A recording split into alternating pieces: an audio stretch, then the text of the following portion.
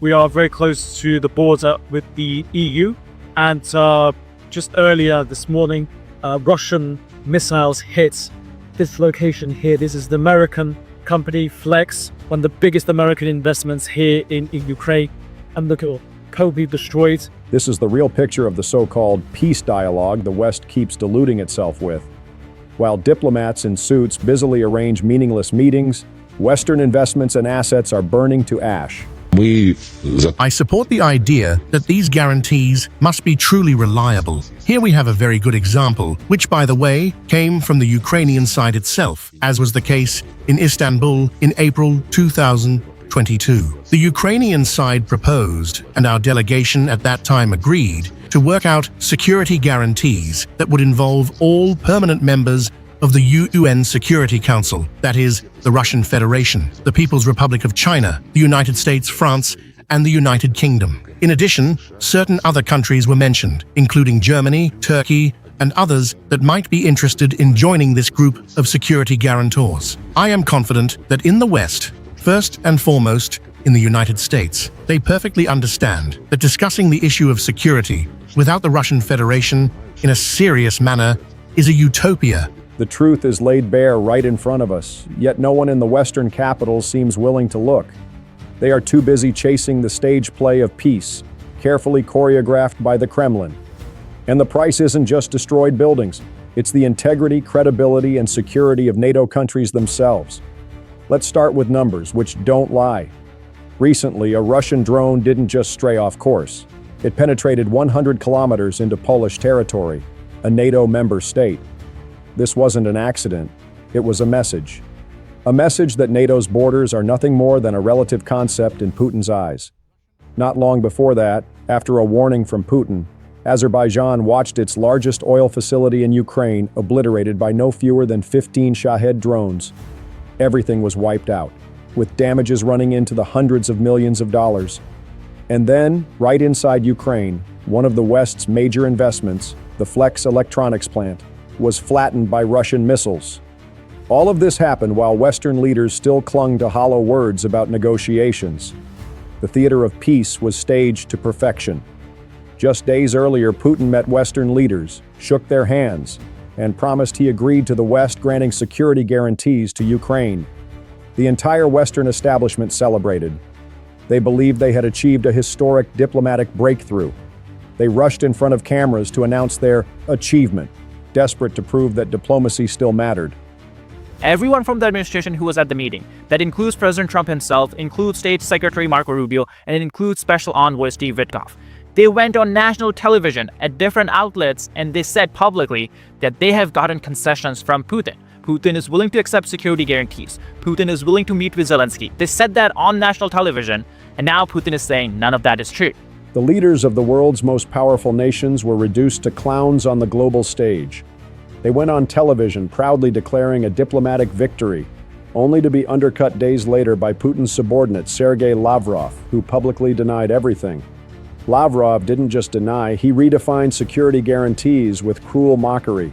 Russia, the aggressor, would be one of the guarantors of Ukraine's security, alongside China, a state openly using Moscow as a tool to shatter the global order. This was the essence of the trap. The aggressor offering itself as the protector of its victim. A fox volunteering to guard the henhouse. And Western leaders nearly bought into it. Putin didn't even bother to play the role himself. He left it to Lavrov, who then coolly remarked that a Putin-Zelensky summit was nothing more than Trump's fantasy. Putin had never agreed to meet. He had only promised to upgrade the delegation, meaning send a higher-level official to inform Ukraine that the war would not stop. The trap was designed to humiliate, to stall, and to divide. Putin hoped Zelensky would reject the absurd conditions, allowing him to tell the world, see, Ukraine is the one that doesn't want peace. But Zelensky flipped the script in a move that caught the Kremlin off guard. Standing at the White House alongside European leaders, Zelensky said, "I would be glad to meet Putin and I will discuss territorial concessions directly with him." In essence, Zelensky declared, if Putin wants Donbass, let him ask for it while looking me in the eye. Putin was cornered.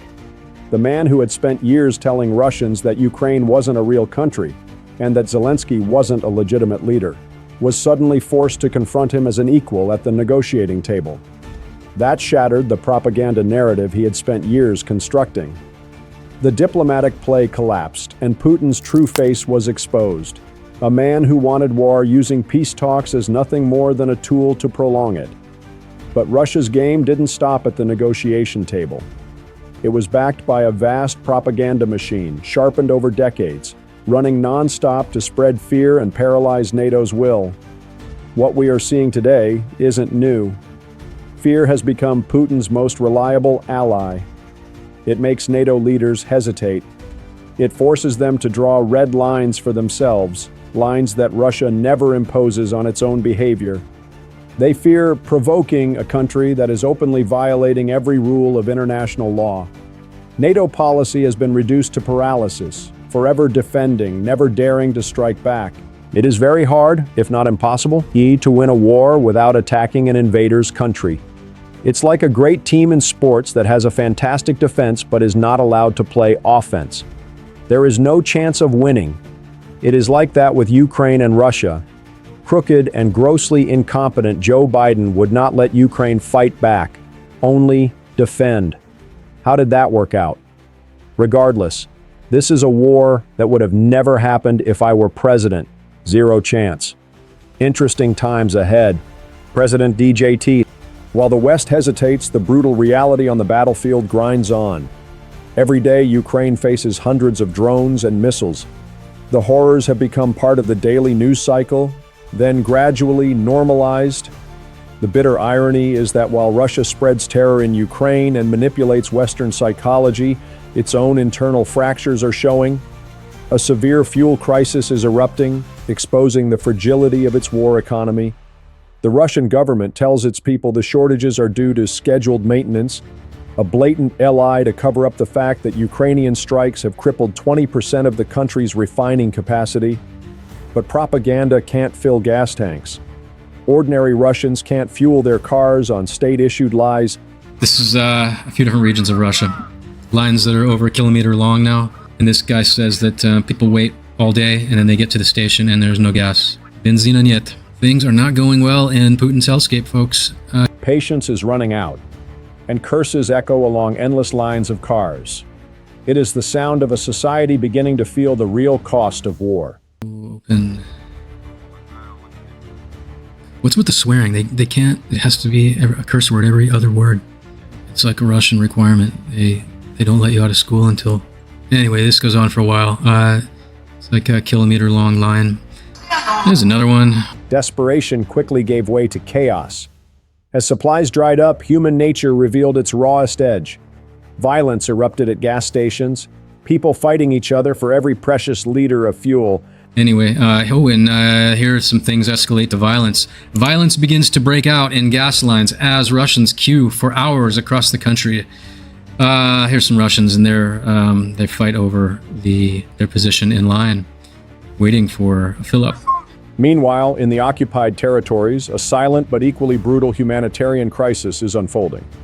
After 11 years under Russian rule, cities like Donetsk don't even have functioning water systems. The promise of a prosperous Russian world has, in reality, become a place where people line up just to receive a single container of water to survive. This is from Makiivka and Donetsk. So the Russians have been here for 11 years, and they can't figure out how to get water into apartment buildings. So they're just delivering these giant buckets of water, and people just, come out like they're giving away, vodka. And people are on the edge of survival here. And then there's another one that's empty. These two people are laughing about it. There's another bucket that's empty. No one's interested in that one. Yeah. And some of these buckets, it's unbelievable. It's just getting worse and worse. And why is it getting worse? Russia is far weaker than it appears, so its economy makes up just 1.8% of global GDP. Its military has taken staggering losses, yet it still dominates the game, not through sheer force, but by exploiting the West's greatest weaknesses: naivety, fear, and indecision. Western leaders continue to listen to those who insist that the Kremlin's thunderous declarations are nothing more than noise to be ignored. When you listen to this, you see where it comes from, who's actually making those comments. And I think that's going to be the leaders of the nation, Zelensky, Putin, and President Trump. It's at noise level. They've got to say something. They're going to say something. And I would cut out that noise, just kind of put it on the side, say, okay, I expected you to say that. Thank you very much. But this is the path we're going to go. And those leaders will drive the solution. They're the ones who are going to do it, not the staff officers and not the people kind of giving comments from the side. This is deadly complacency. To dismiss the statements of Lavrov, Russia's second most powerful figure, as the noise of an employee is to fall straight into the trap Putin set. Lavrov is not a mere subordinate. His words are Putin's words. They are the official policy of the Kremlin, broadcast to test the West's reaction. And the West's reaction, sadly, is too often silence or meaningless calls for restraint. The West must face reality. Russia does not understand diplomacy, it only understands power. The solution is not endless talks, but relentless and overwhelming pressure. President Bush looked into Putin's eyes and saw his soul. Senator John McCain was asked once, well, you met with Putin, you looked into his eyes, what did you see? John McCain said, I saw 3 letters, KGB, the Russian intelligence community. That's what's inside Vladimir Putin's eyes. In terms of what pressure we need to put on, we need to increase the flow of offensive military weapons, more F-16s, more training for the pilots, more surface-to-surface missiles. We need economic tools such as confiscating the $300 billion in Russian assets that are in Western banks. And we need, as the ambassador knows better than I do, we need diplomatic tools, pull the Ukrainians toward NATO. Instead, the West remains paralyzed by hesitation, haunted by the Kremlin's propaganda threats. The cost of this indecision is measured in thousands of lives lost every single day. This war will not end at a negotiating table. It will end only when one side collapses. And through its hesitation, the West is ensuring that side will not be Russia, granting Moscow the time it needs to rebuild, to spread more suffering, and to keep staging its diplomatic theater on the world stage.